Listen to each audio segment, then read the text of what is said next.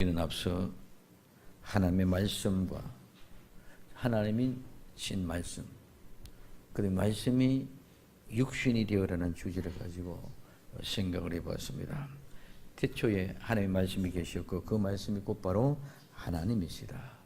그 말씀이 하나님이 예수님의 육체에 임하심으로 말미암아 그분이 곧바로 하나님이고 예수님이 하나님이심의 모습을 우리는 살펴보았습니다. 말씀이 오시기 전에는 먼저 증거자를 보낸다고 하셨습니다. 그 증거자가 바로 우리가 잘 알고 있는 세례 요한, 침례 요한입니다. 참된 증인, 증거자인 요한의 증거에 대해서 생각을 해보려 합니다. 첫 번째는 유대인들이 보낸 자들에 대한 증거입니다. 오늘 요한복음 1장 19절에 유대인들이 예루살렘에서 제사장들과 바리새인들을 요한에게 보내어 내가 누구냐 물을 때에 요한의 증거가 이러하니라 말하고 있습니다. 유대인들이 예루살렘에서 제사장들과 레위인들을 요한에게 보내서 네가 누구냐고 묻습니다. 이 유대인들은 누굽니까? 유대인들은 이스라엘 백성들의 전체를 말합니다. 오늘 이스라엘 백성들의 전체, 즉 공동체의 전체가 다 누구? 제사장과 레위인들을 특별히 구분돼서 하나님 앞에 예배를 드리고 제사를 드리고 이스라엘 백성들의 모든 것들을 하나님 앞에 성전에서 봉사하는 사람들이 바로 레위 지파의 반열의 레위인들과 제사장들의 모습입니다. 그런데 오늘 이 유대인들이 그 제사장과 레위인들을 요한에게 보냈습니다. 자, 아무나 요한에게 보내가 묻는 것이 아니라 누구를? 제사장과 레위인들.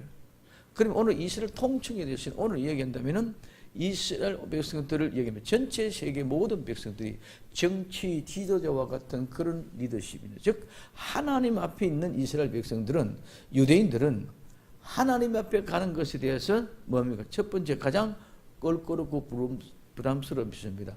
그렇기 때문에 늘상 너희들은 우리를 위하여 봉사하고 헌신하고 있는 제사장과 레위인들, 너희들이 우리와 하나님과의 관계 속에서 교통하고 그 모든 일을 집지만은 봉사하는 너희들이 가서 요한에 가서 물어봐라. 네가 누군지를 물어봐라. 오늘 우리는 많은 사람들이 이렇게 생각합니다. 자기가 직접 나타나서 오늘 이러는 것이 아니고 다른 사람들을 보내서 심부름 시켜서 제사장과 레위인들을 택한 자가 요한에게 묻는 것입니다. 오늘 유대인들은 엘리야나 선지자들 마음속에서 늘 한편으로는 두려워하고 마음속으로는 좋아하지 않습니다. 그렇기 때문에 그들은 택한 자인 제사장과 레위인들을 보냅니다. 우리는 이렇게 자기 자신은 교모히 빠지고 다른 사람들 통해서 책동하는 사람들이 많이 있습니다. 그러나 우리는 분명하게 드러내놓고 분명하고 확실하게 말해야 됩니다. 유대인들이 예루살렘에서 제사장과 레위인들을 보내서 요한에게 네가 누구냐 물을 때에 요한은 드러내놓고 얘기합니다. 첫 번째는 드러내야 됩니다. 말하면서 숨기지 아니합니다. 오늘 요한복음 1장 27에 요한이 드러내어 말하고 숨기지 아니하니 드러내어 하는 말이 나는 그리스도가 아니다고 말합니다. 드러내야 말한다. 드러내어 말하고 이 말은 약속한다, 확언한다, 또는 동의한다, 시인한다, 또는 고백한다, 또는 공언한다, 선포한다, 선언한다. 맨 나중에는 찬양한다는 그런 의미가 있습니다. 이 말은 동일한 것을 말한다는 말입니다. 오늘 이 드러내고 말하는 이 말은 동일한 것을 말하고 즉 내가 하는 이 말에 동의를 한다는 그런 의미로 사용되는데 이 단어는 법정에서 사용되는 법정적인 용어입니다. 그래서 오늘 다른 사람에게 진술하는 말하는 이 모든 것들은 내가 지금 동의하고 어떤 사항에 대해서 인정을 하고 고백하고 말하면 재판관 앞에서 내가 지은 죄에 대한 인정을 하든거나 내가 죄에 대한 고백을 한 이런 모든 일들에 대해서 내가 지금 한 말에 내가 동의를 하고 또 약속합니다. 이 동의는 법정적인 효력 있는 계약서성에서 서약을 한 것 같은 그런 증거가 있는 그런 말로 여길 때 드러내 말하고 하는 말입니다. 그래서 드러내 말한다는 것은 어떤 확신 가운데 법정의 성과 같이 약속하면서 서약하면서 공언되고 말한 것이 드러내어 말한다는 의미입니다. 진리는 그대로 드러나 있는 것입니다. 감출 수 없는 것입니다. 저절로 드러나 있습니다. 그럼 오늘 우리는 아무리 감추려고 해도 감출 수 없는 것이 진리입니다. 덮으려고 해도 덮을 수 없는 것이 진리입니다. 오늘 우리는 모든 것들 진리를 가진 사람은 진리를 그냥 드러내 말하는 것이 진리의 사람들의 모습인 줄 믿으시기 바랍니다. 그러면 숨긴다는 말은 오늘 이 말은 부인한다. 우리 감춘다 이런 개념보다도 부인하고 거절한다는 의미입니다. 그래서 이는 어떤 해명을 필요한 문제에 대해서 의혹에 대해서 의문에 대해서 언급하는 그런 논쟁, 경쟁, 다툼, 오늘 반박 이런 의미로 오늘 말하는 것이 바로 원문에 숨긴다는 말이었습니다. 그래서 숨기지 아니했단 말은 논쟁할 이유가 없다는 것입니다. 다툴 이유가 없다는 것입니다. 부정하거나 반박할 이유 없이 말하는 것입니다. 오늘 우리는 드러내어 말하고 숨기지 않았다는 것은 어떤 논쟁이나 어떤 논쟁거리가 되는 것이 아니고 시비거리가 되는 것이 아니고 싸움을 하고 다툼거리가 되는 것이 아니고 그저 예수님의 정의는 드러내놓고 숨기지 않고 논쟁을 하든 말든 그 상황이 아니라 오늘 우리는 내가 있는 그대로 사실 그대로 숨기지 않고 확실하게 법정에서 증언하듯이 서약하듯이 공포하고 선언하는 것이 바로 정인의 모습인 줄 믿으시기 바랍니다. 많은 사람들은 논쟁을 합니다. 많은 사람들은 다툽니다. 그러나 우리는 논쟁하고 다툴 이유가 없습니다. 믿고 받아들이면 천국이요. 믿지 않으면 불신자에게는 그냥 심판에 이르기 때문인 줄 믿으시기 바랍니다.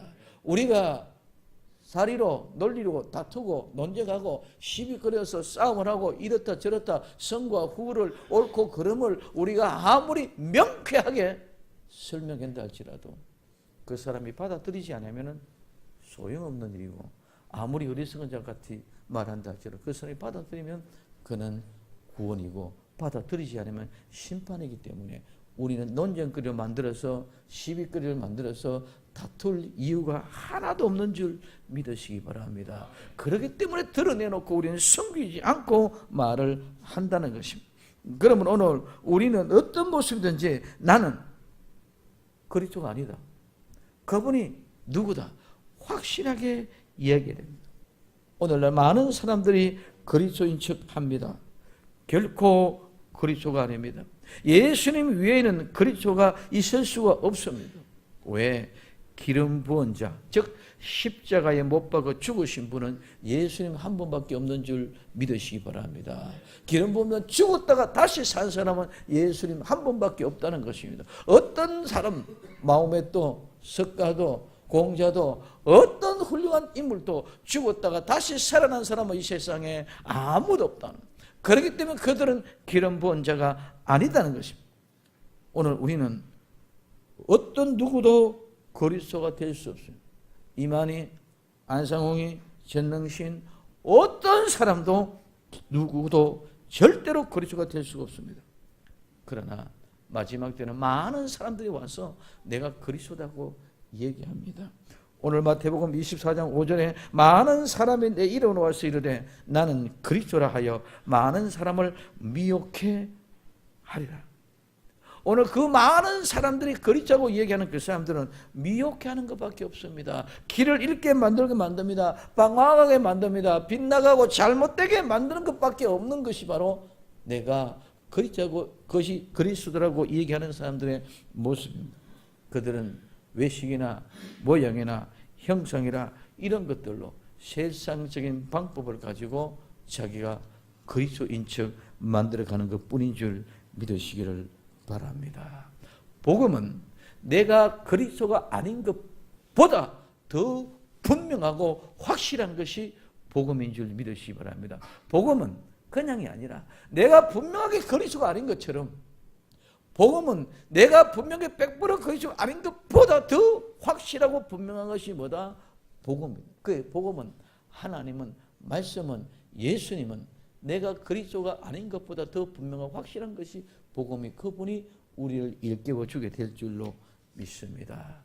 두 번째, 그러면 나는 그리스도가 아니라고 말합니다. 오늘 요한복음 1장 21절에 묻되 그러면 무엇? 내가 엘리야냐? 가로되 나는 아니로다.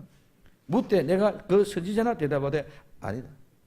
나는 그리스도가 아니라고 했는데도 또 묻기를, 그러면 네가 무엇이냐?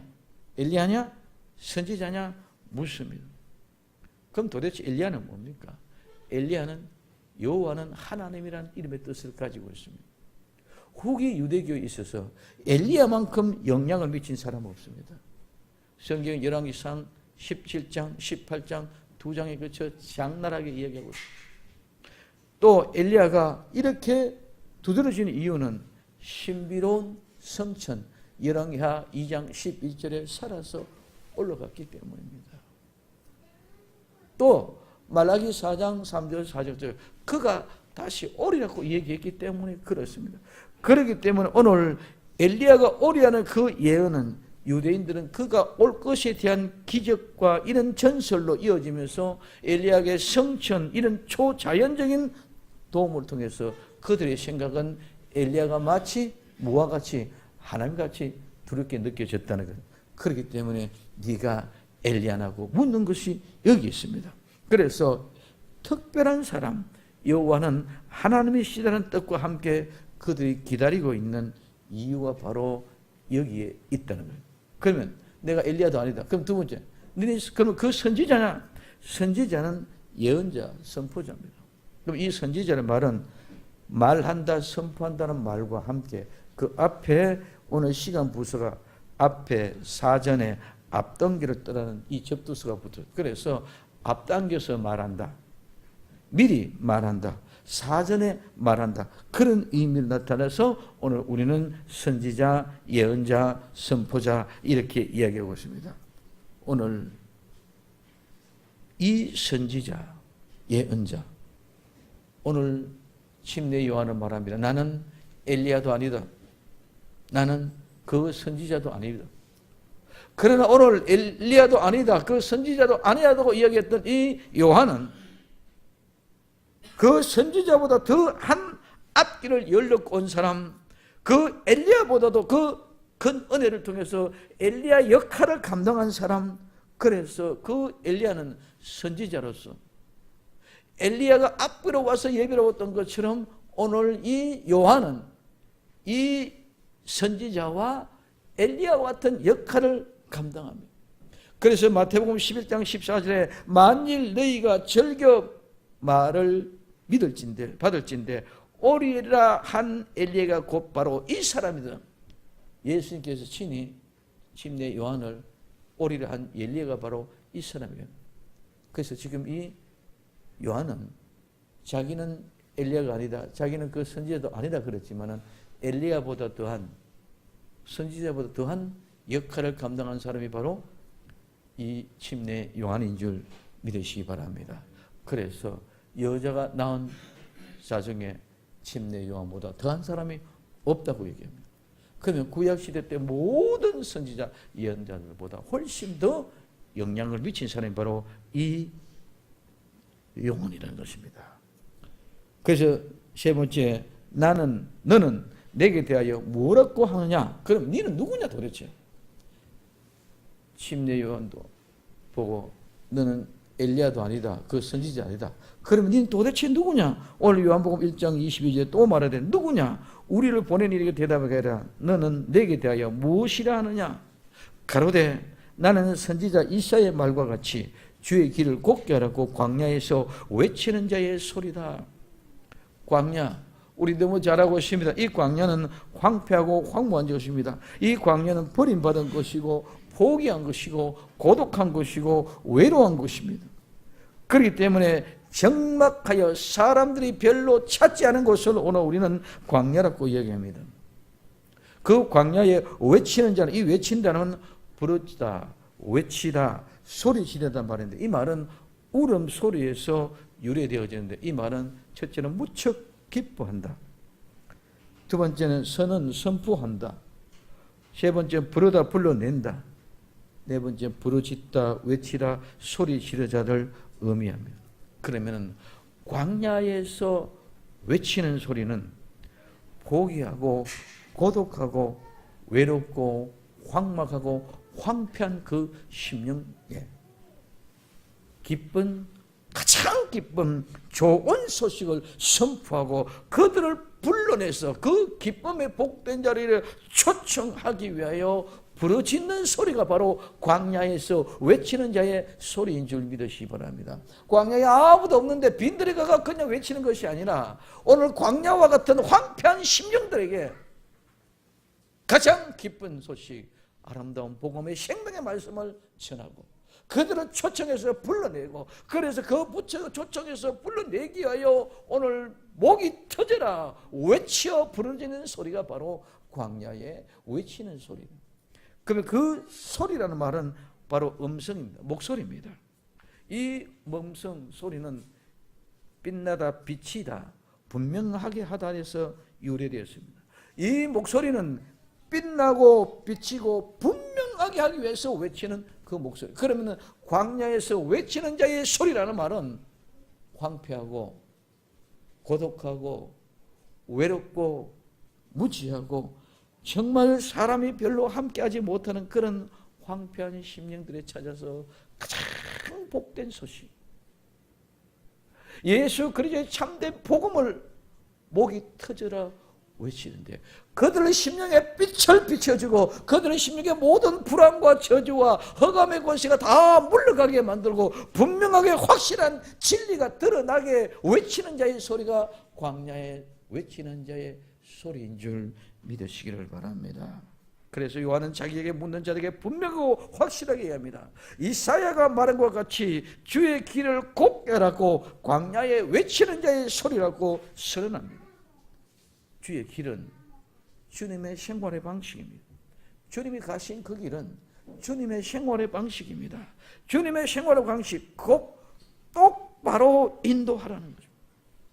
똑바로 지도하고 똑바로 안내해라. 주님의 생활의 방식을 똑바로 지도하고 안내하는 사람, 그것이 광야에서 무척 기뻐하는 복된 소식 선포하기 위해서 그 사람들을 불러내서 분명하고 확실하게 비춰줘서 그 길을 보고 갈 수 있도록 인도하는 사람이 주의 길을 예비하게끔 만들어주는 자의 목소리인 줄 믿으시기를 바랍니다. 그래서 광야에서 버림받고 포기하고 고독하고 황무하고 황막한 곳에서 부르짖는 외치는 소리입니다. 사람이 없고 황무하고 황폐한 곳에서 외롭고 고독한 곳에서 이 기쁨의 복된 소식을 외치라는 것이 바로 오늘 이사야가 얘기한 모습입니다. 그래서 이 세상의 권력과 지배욕에서 벗어나 버려진 인생과 같은 광야의 인생들에게 외치라는 것입니다. 그리고 그들에게 이 복된 소식, 복음을 받아들이기 위하여 첩경을 예비하라는 것입니다. 오늘 마태복음 3장 3절에 저는 이사야로 말씀하신 자라 일러서되 광야에 외치는 자의 소리가 있어 가로되 너희는 주의 길을 예비하라. 주의 길을 준비하라. 그 첩경을 평탄케 하라 하였느니라. 여기에 그 첩경이란 말은 밟아서 다져진 길입니다. 이 첩경에는 조그만 소로 오솔길입니다. 오솔길, 조그만 소로 사람들이 많이 다녀서 다져진 그런 길, 조그만 소로 오솔길, 그 오솔길을 어떻게 평탄케 하라 이 말은 평탄케 하라 말은 즉시 곧 지금 시간상으로는 지금 즉시 곧 바로라는 의미가 있고 오늘 그 다음에 똑바로다 곧은 명사적인 사용이 되면 똑바로 곧은 그러면 지금 첩경은 무슨 길이에요? 사람들이 많이 밟아서 다져진 그 길인데 조그만 오솔길 소로다. 그 소로길을 지금 곧 즉시 어떻게 하라? 평탄케 하라면 똑바로 만드는 옷을 길은 구불로 옵니다. 그런 길을 어떻게 똑바로 해라. 곱게 해라. 오늘 우리는 옛날의 길은 전부 다 구불한 길입니다. 지금 그런 구불한 길을 고속도로 하이웨이가 들었으면 모두가 다 똑바로 나게 두고 나가. 그래서 평탄케 하라 말은 지금 곧 즉시 어떻게 하라? 곱게 하라. 똑바로 하라. 평평하게 하라. 예수님 오시는데 방해물이 없게끔 모든 방해물을 다 제거하라는 말인 줄 믿으시기 바랍니다. 그 말은 우리에게 있어서는 정직해라. 정직하라. 진실하라. 신실하라. 오늘 우리는 그 척병을 평탄케 하라 말은 곱게 똑바로 만들어라 말은 평탄하게 하라 말은 우리 마음을 성실하고 진실하게 정직하게 하라는 거예요. 우리의 마음속에 모든 불의와 보지, 외식과 형식, 모양, 껍데기, 말로 가지고 하는 것이 아니라 실제의 삶 속에서 모든 것들이 아름답게 이루어지게 성실하고 진실하고 진리로 살아라. 이게 우리 예수님을 모셔드리는 주의 길을 예비하는 첩경을 평탄케 하는 길인 줄 믿으시기를 바랍니다. 침례 요한은 이사야가 예언했던 이 말을 그대로 이 땅에 선포되고 이루게 하기 위해서 오신 분이 바로 요한이라는.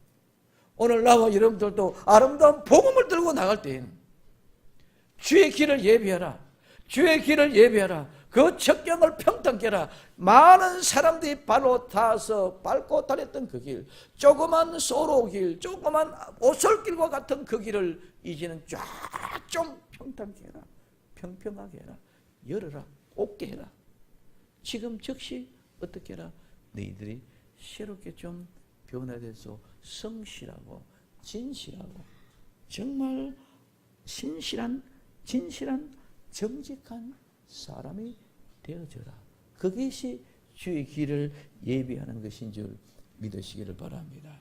이게 누가 유대인들이 누구를 통해서 제사장과 레위인을 통해서 보내서 그들은 얘기할 때 이 침례 요한은 그들에게 이렇게 대답합니다.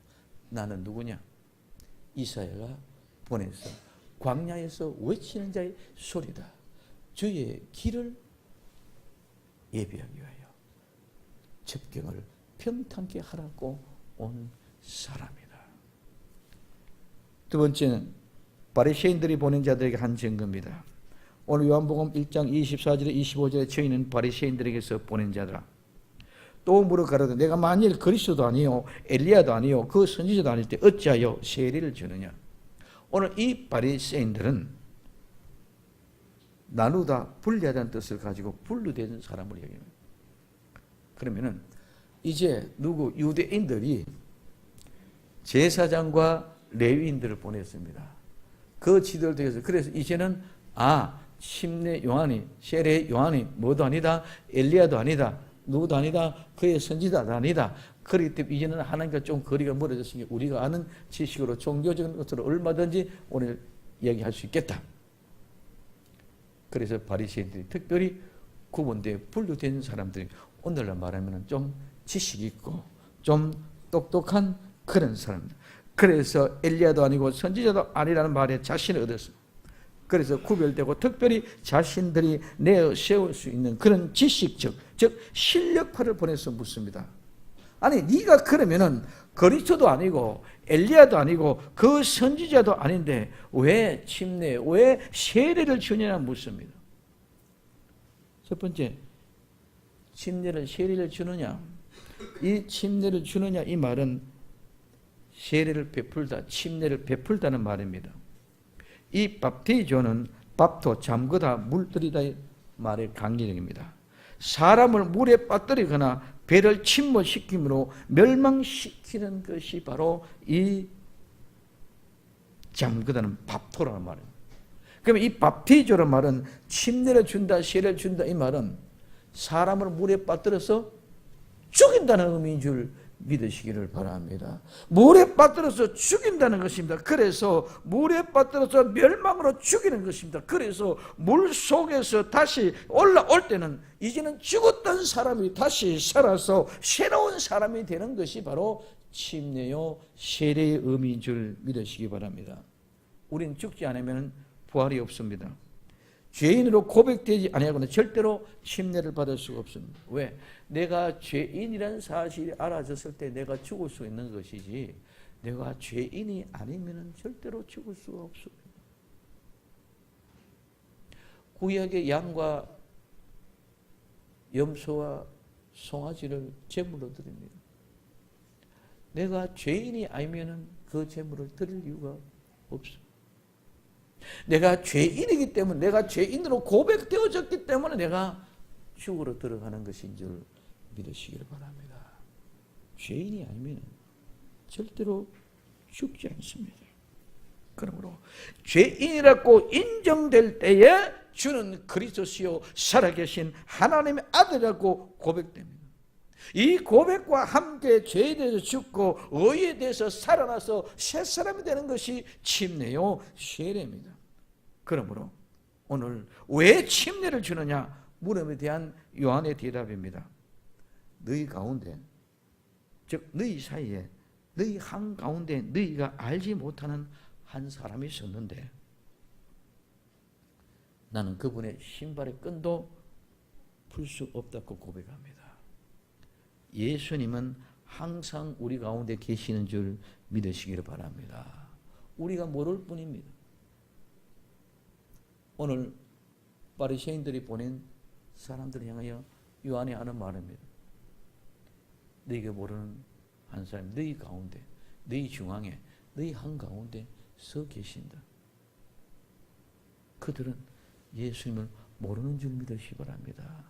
오늘 우리도 예수님을 모르고 있습니다.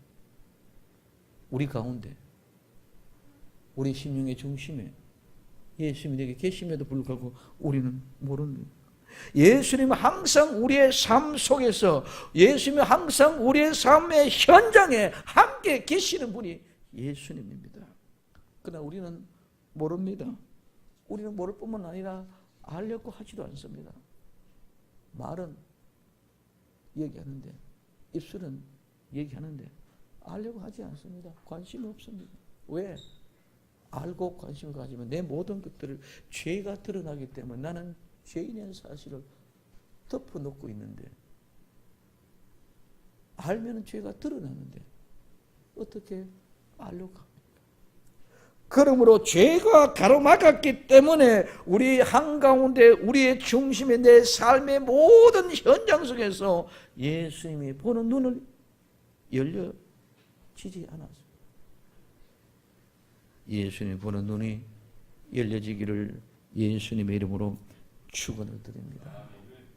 나는 물로 침례를 주기나 너희 가운데 알지 못하는 한 사람 있었으니 곧 네 뒤에 오시는 그분은, 두 번째, 나는 그분의 신들매 풀기로 감당치 못하겠노라. 오늘 요한복음 1장 26절에 요한이 대답하되 나는 물로 세례를 주거니와 너희 가운데 너희가 알지 못하는 한 사람이 있었으니 곧 내 뒤에 오시는 그이라. 나는 그의 신들매 풀기를 감당치 못하겠나더라. 내 뒤에 오시는 그분은 나보다 먼저 계신 분인 줄 믿으시기 바랍니다. 오늘 절차상 침례를 얘기하다 보니까 물 침례를 얘기했고, 내 뒤에 오신 그분은 바로 불 침례를 주시는 분인 줄 믿으시기를 바랍니다. 그래서 내 뒤에, 그 다음 구라는 말입니다.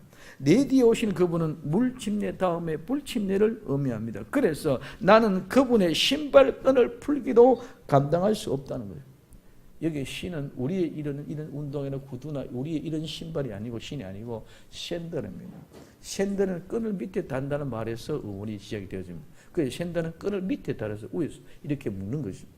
그래서 오늘 신 들매는 말은 가죽 끈입니다. 끈입니다. 그래서 샌들에 묶어져 있는 끈. 그래서 그 신들매, 그런 신발에 샌들에 묶여져 있는 그 끈을 얘기했는데, 그것을 풀기도 감당하지 못한다. 이 말은 나는 신발을 끈을 풀어서 신을 벗기는 그런 일은 노예나 종이 하는 일인 줄 믿으시기 바랍니다. 그러면 오늘 침례 요한은 뭐랍니까? 나는 노예보다도 못하고 종보다도 감당할 수 없는 그런 사람입니다 하고 이렇게 고백하는 것입니다. 그래서 나는 이 신발끈을 푸는 것은 노예나 종들이 하는 것인데 나는 이것도 감당할 수 없다는 것은 그런 노예나 그런 종들보다도 훨씬 더 하찮은 사람이다. 누구 앞에? 그분 앞에. 이 존재가 못 된다고 고백하는 거예요. 오늘 우리는 어디든지 자랑할 수 없는 그런 아름다운 하나님의 사람으로 만들어 놓은 줄 믿으시기를 바랍니다. 이 일은 어디서 된 일입니까? 베다니에서 된 일입니다. 오늘 요한복음 1장 28절 이 일은 요한이 세례주던 곳 요단강 건너편 베다니에서 된 일이다. 세례주던 곳이 어디입니까? 요단강입니다. 오늘 요단강에서 세례줍니다. 오늘 이 일은 어디서 됐습니까? 요단강 건너편 베다니에서 된 일입니다. 요단강 건너편 요단강은 강이 아닌 건너편 저쪽 다른 방향입니다. 이 베다니는 가난하고 고통받는 자들의 집입니다. 가난하고 고통받는 자들의 집, 이것이 곧바로 광야인 줄 믿으시기 바랍니다. 오늘 이 베다니가 곧바로 광야란 말입니다. 광야에 외치는 자의 소리가 있는 것처럼 오늘 이 베다니 집에서 외치는 자의 소리를 통하여 이 일들이 일어나게 되어졌다는 것입니다. 이곳은 많은 사람이 없는 곳입니다. 베다니는 많은 사람이 있는 곳이 아닙니다. 외롭고 고독하고 버림받은 곳입니다. 오늘 이곳은 가난한 자들이 있는 곳입니다. 그렇기 때문에 침례 요한에 외치는 자의 소리가 있는 것은 곧바로 베다니에 있어 있는 것입니다. 많은 인파가 몰리는 저 요단강이 아니라 요단강 건너편 베다니, 광야에 가난한 고통받는 사람들의 집. 오늘 우리의 관심은 어디 있습니까? 수도 없이 구름대와 같이 몰려드는 저 요단강에 우리는 관심을 가지고 있습니까? 아니면 가난하고 고통받는 광야 같은 베다니 집에 관심이 있습니까? 아니면 늘 부잣집처럼 가무가 있고 잔치상이 드나드는 곳입니까? 죄와의 싸움 속에서 처절하게 싸우면서 부잣집 상에서 떨어지는 부스러기는 만족하면서 오늘은 이곳, 내일은 저곳을 향하는 베다니 사람이 되어져서 예수님이 우리 가운데 계시는, 예수님이 우리의 삶의 현장에 계시는, 예수님이 우리 중앙에 계시는 거룩한 교회가 되어야 될 줄로 믿습니다. 결론입니다. 우리는 유대인이 보낸 제사장 레위인, 바리새인들이 보낸 자들에게 누구에든지 드러내 외쳐야 합니다. 나는 그리스도가 아니라고, 나는 그분의 신발끈도 풀기를 감당할 수 없는 천한 죄인이라는 것을, 그리고 그분 우리에게 복된 소식, 최고의 기쁜 소식을 전해주는 복음의 주인공이신 하나님이란 것을, 우리가 죽고 다시 사는 침례의 역사를 통하여 새 사람이 되어 우리가 거하는 곳은 요단강이 아니라 베단이라고.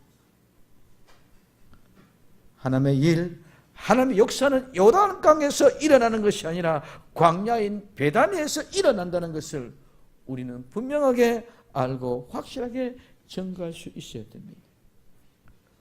부유한 자에게서 아니라 가난한 자에게. 하나님의 역사는 부유한 곳이 아니라 가난한 곳에 일어나는 줄 믿으시기를 바랍니다. 고린도전서 1장 26절에서 29절에 이렇게 말하고 있습니다. 형제들아, 너희를 부르심을 보라. 육체를 따라 지혜 있는 자가 많지 아니하며 능한 자가 많지 아니하며 문벌 좋은 자가 많지 아니하도다. 그러나 하나님께서 세상에 미련한 것들을 택하사 지혜 있는 자들을 부끄러게 하시려고 세상에 약한 것들을 택하사 강한 것들을 부끄럽게 하려 하시며 하나님께서 세상의 천한 것들과 멸시받는 것과 없는 것을 택하사 있는 것들을 피하려 하시나니 이는 아무 육체라도 하나님 앞에 자랑하지 못하게 하려 하시며 하나님 앞에 아무도 자랑할 수 없어요. 왜?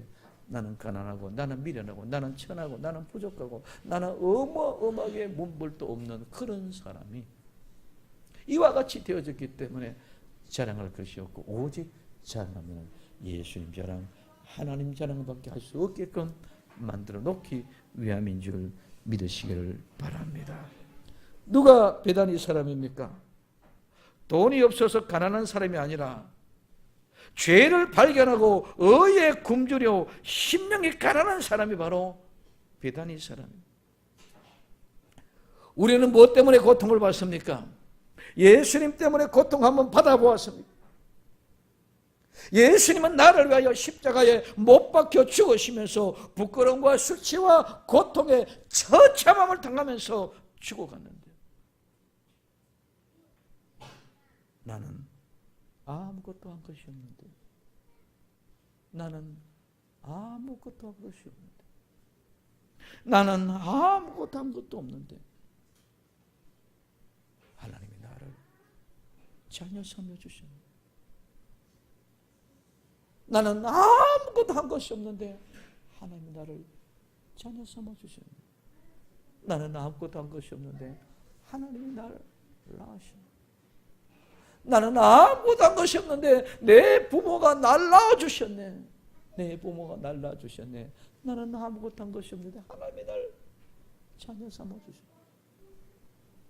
오늘 이 아름다운 하나님의 복된 증거 베다니에서 된 일을 통해서 우리 모두가 정말 오늘 마태복음 3장 3절에 저는 선지자 이사야로 말씀한 자라 일러스되 광야에 외치는 자의 소리가 있어 가로되 너희는 주의 길을 예배하라 그 첩경을 평탄케 하라 하시는 말씀이 온 전국 방방 곳곳에 온 세계를 향하여 이 복음이 이 말씀이 선포되어져가는 아름다운 역사가 일어나는 우리 생명시험교회 성도들이 다 되기를 예수님의 이름으로 축원을 드립니다. 기도.